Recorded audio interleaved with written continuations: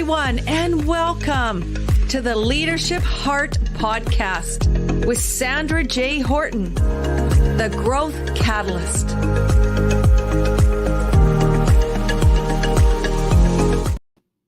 Hello, and a great Friday to everyone. As everyone knows, this is the Leadership Heart Podcast.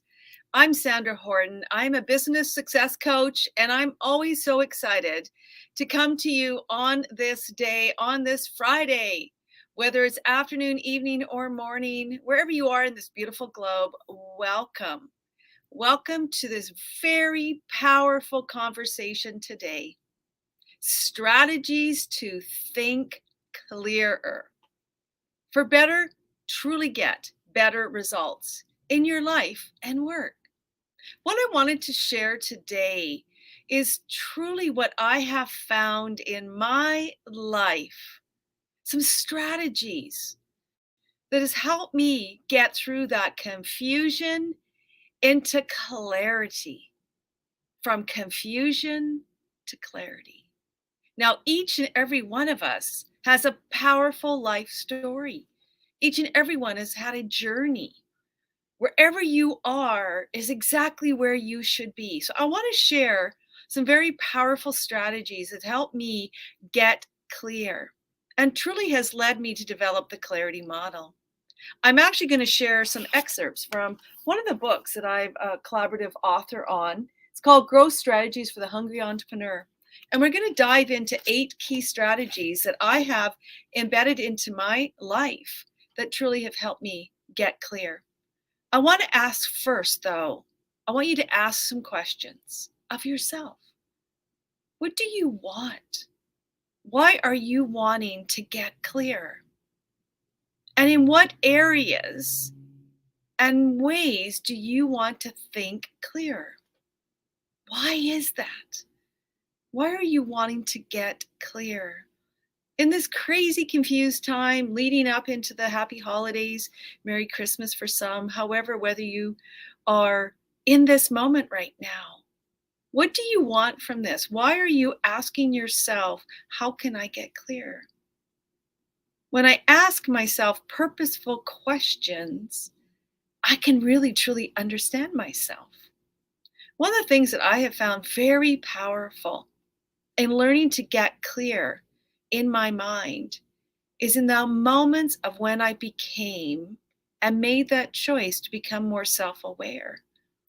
It was also in those moments of learning how my emotions, or perhaps what I call emotional intelligence, which is my ability to use my emotions more purposefully, to be able to live in balance, learn how to manage my emotions, to express myself, to build those relationships, is when I was able to become clearer, to think clearly, because from within to without.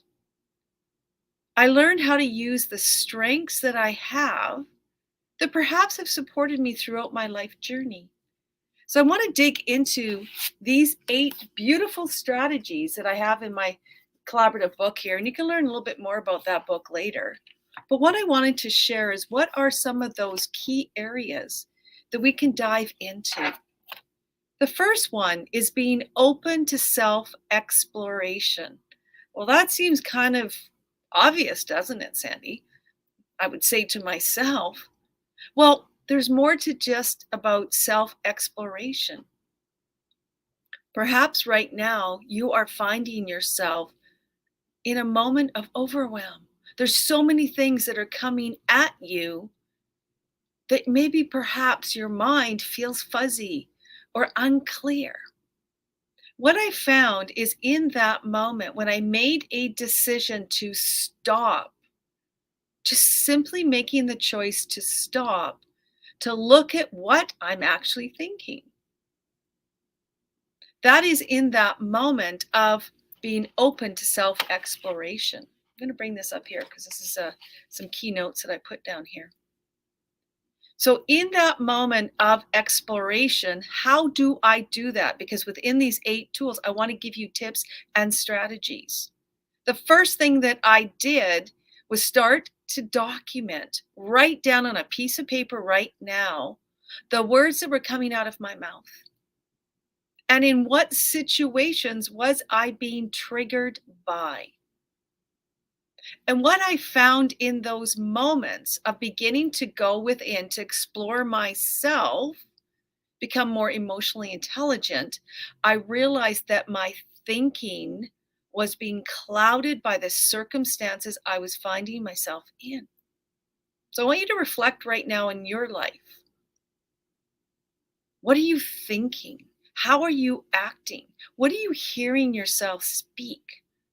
And I want to ask you for this invitation to write down for the next week, at least 3 days, if not 7 days, situations that you find yourself in and document what are those situations. You're almost doing a personal inventory. Instead of a personal inventory around people, it's about yourself and what you're thinking and what circumstances perhaps are triggering you. And by documenting this, you can lean in and reflect and look at yourself and go, wow, these circumstances are some of my triggers. These are some things that are causing me to feel perhaps a bit overwhelmed. What happens to us if we're always in a state of overwhelm by circumstances, unless we stop and reflect, guess what happens? We keep going and we keep going and we go into that fear response. By taking purposeful action to start and stop ourselves, to start to begin to think, what am I thinking? What circumstances are triggering me?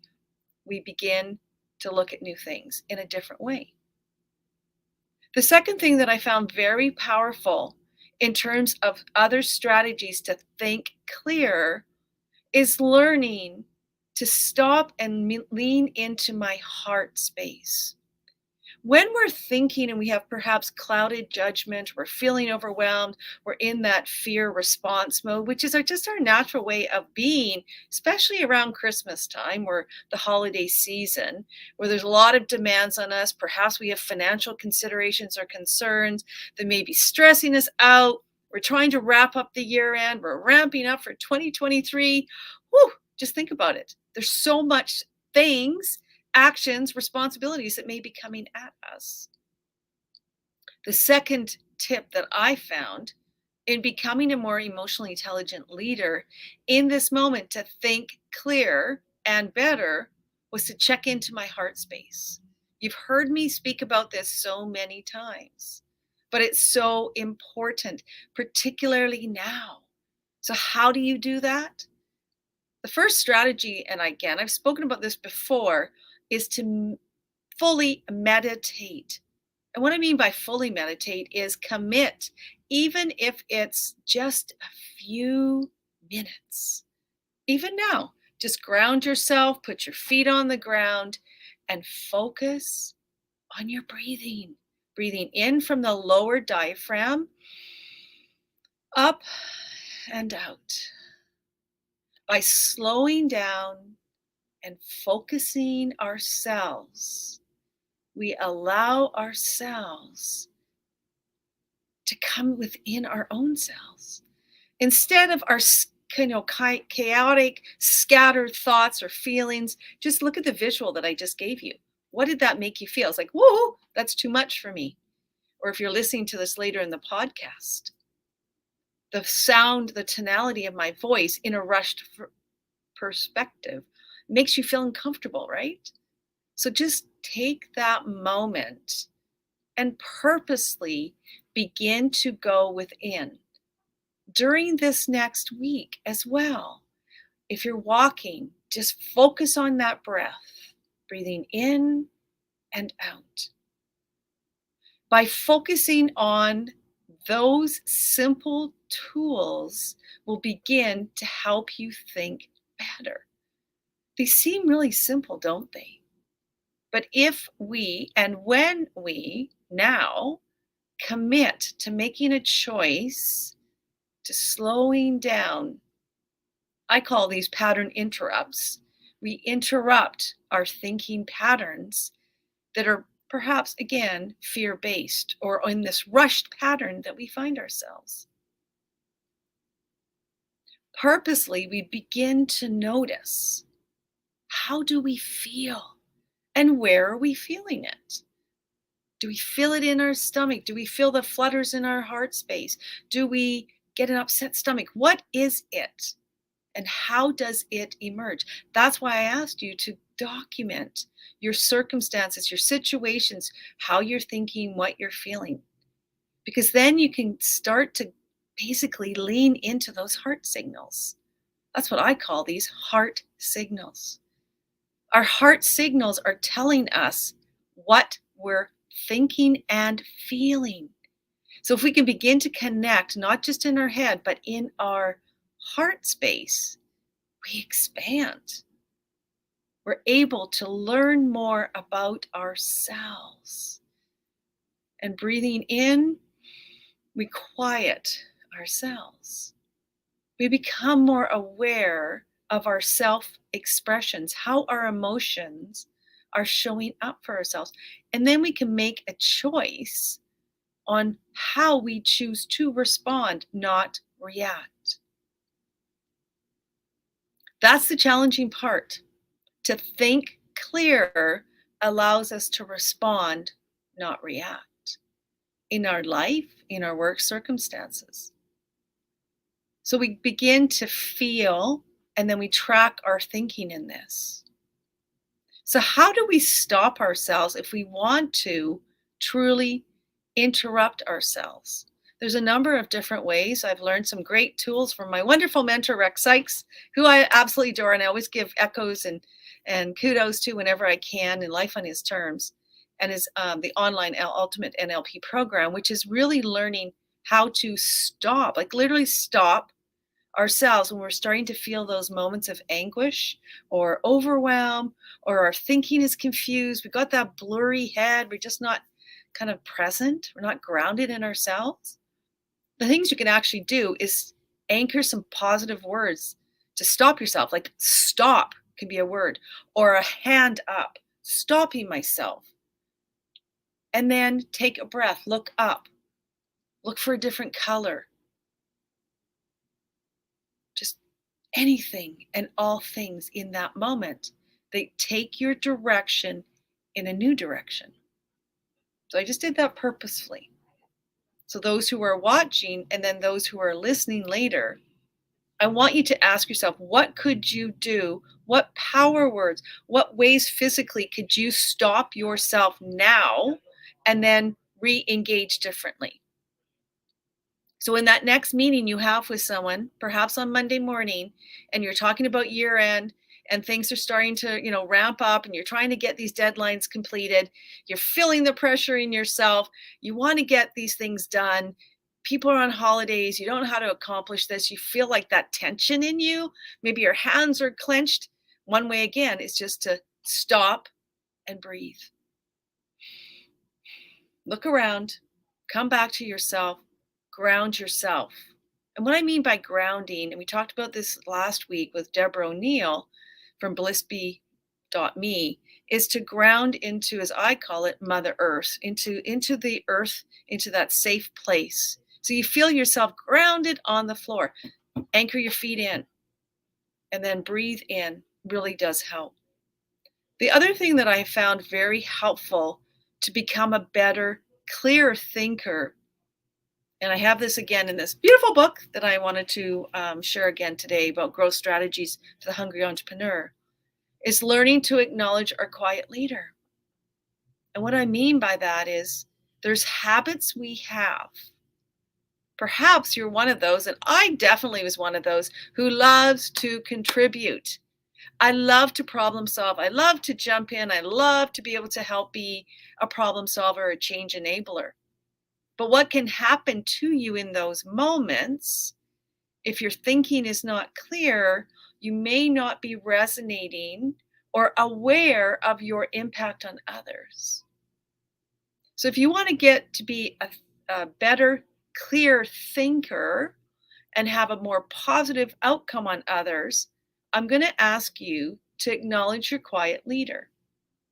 So during those interactions this next week, even this weekend, later today, I want you to purposely observe yourself when you go into your next interaction with people. How are you coming in? How are you showing up? Observe yourself in that present first person position. Look at how close you get to people. Are you having to share first? Or are you actually listening to people first? Actively listening, like leaning in, not passive listening, which is, oh, I've got an answer, I'm going to answer, I'm going to answer, but actively listening. And as I shared earlier, where we observe ourselves, what we think, what we feel, and what we want, what are we actually seeing ourselves doing? Actively engaging to listen first and then to respond. This is also a great way to become a clear thinker or have more clarity in our thoughts, because then we can process it. Sometimes if tend to rush into things, you can actually just touch your fingers. This is another way that you can kind of repattern, stop yourself. You can touch your arm.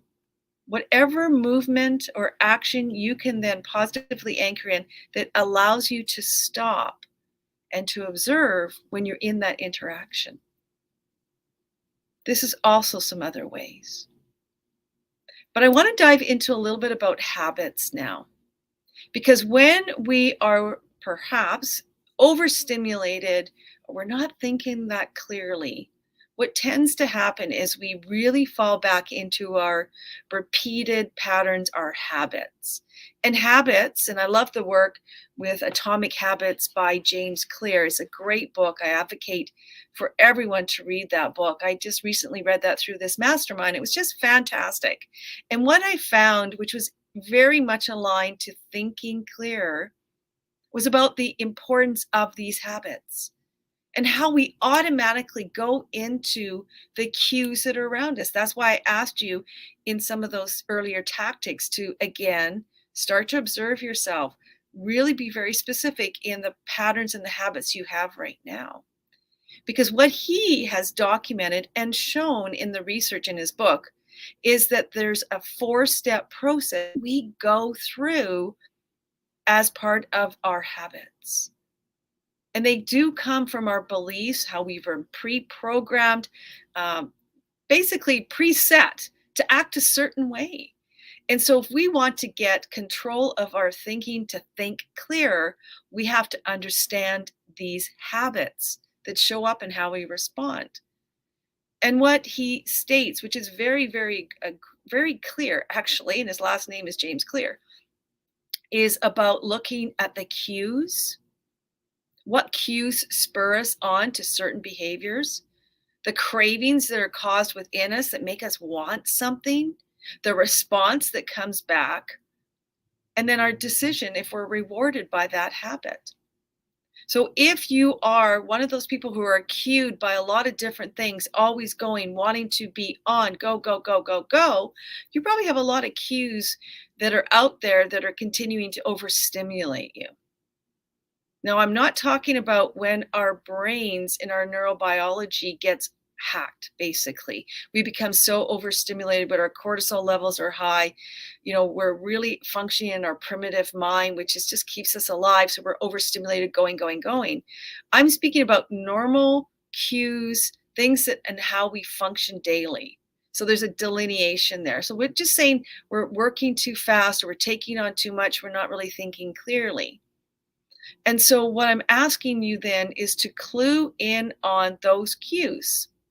That's why, again, we've started with looking at your current week, how you're showing up, how are you interacting, what are you thinking, what are you feeling. These are pretty basic tools, but they're essential tools to help us be able to become more consciously aware of who we are. And then we can make strategies to shift.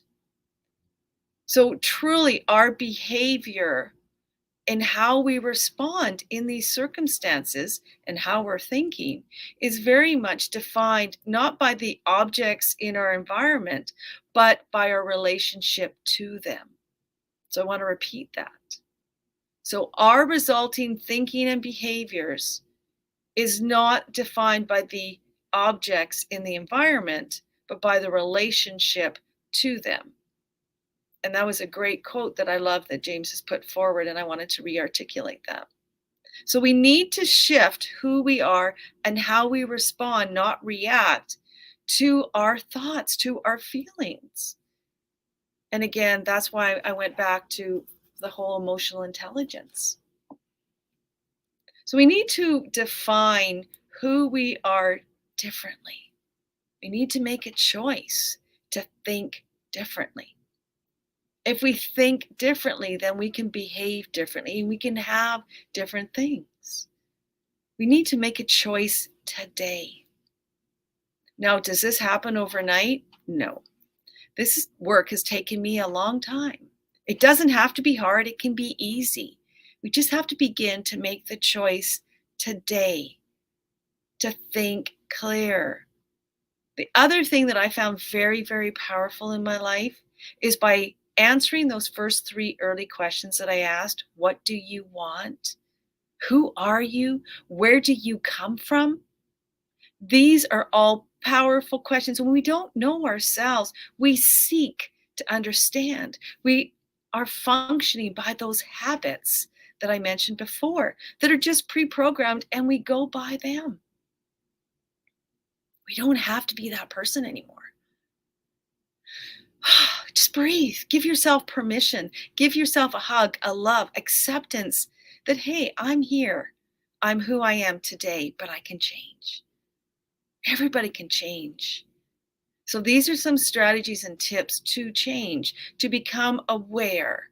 Self-awareness, that whole piece is the key to so much, to your life. To be grounded, to center within your heart, to your mind, to that higher calling and consciousness, be able to respond past what Maslow, had as our basic physiological essential needs, to build on our self-esteem, to grow, to transcend, to become, to be the best versions of ourselves. But we have to slow down. We have to allow ourselves to get out of our own way, to begin anew, to look at how we think. And then repattern, reprogram our subconscious mind. So again, we take it step by step. And those 8 strategies that I have in the book, and you can actually, really, I would advocate, please do check it out. You can go to my website at www.sandrahorton.com. Pick up the book, read through it. It's a great book if you're an entrepreneur. Lots of stuff that could be happening that it takes you through all these different strategies, but particularly for today, about thinking clearer to get better results in your life and work. It begins with that choice. Getting self-aware and knowing your emotional intelligence. And then showing up differently for people, making that conscious choice to, again, respond. Learning how we observe what we think, what we feel, and what we want. Very, very purposeful with intention, but doing it from our heart, not just from our beautiful mind. And for us lovely women out there, if you are going through those beautiful stages of life, just know that fogginess and that confusion is also part of, and we're not going to talk too much about hormones and life changes as well. Just knowing that whatever is happening in you could be a learning. It's not happening against you or attacking you. What I found recently is that these are all life lessons. We just have to listen to our life lessons. They're lessons for a reason. So if we're thinking not clear, these are signals we need to stop, breathe, slow down, and then make the choice to look at our circumstances. Use your strengths from within. Challenge yourself in the habits and why you're doing what you're doing. And by doing this purposefully in a wonderful, intentional way, you can change. You can live with gratitude, with positivity, a move away from fear and reactivity to being grounded, present, purposeful, with positivity, to be able to think clear.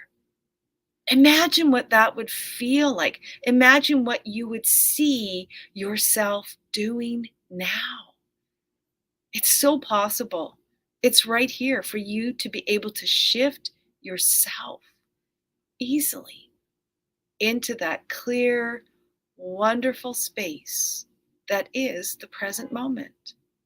So, thank you for being with me today. I truly hope this has been of value. I look forward to sharing more of my tips and strategies that are contained in one of the collaborative books. I also have another amazing collaborative book coming out in the new year with Dr. Sujata Ives, with Renee Riche, that is going to absolutely transform so many wonderful lives. And I am going to also be, just a quick heads up, moving the podcast to Thursday afternoons in the new year at 4:30. So we're going to move from Fridays into Thursdays because I heard from the beautiful poll that I did that Thursdays are a little bit better day for most people to be able to listen live to this streaming. So make the choice and the decision today to think clear. You can, but you have to make the choice to stop, to go within, to look at your circumstances, look and become self-aware of why you're being triggered, release and let go things that no longer serve you, set your intentions, and begin anew right now. So thank you for your time. I look forward to seeing you again. And if you want more information from myself on www.sandrahorton.com, I'd love to be of service to you. Always have a wonderful holidays, and we'll talk to you next week. Bye for now.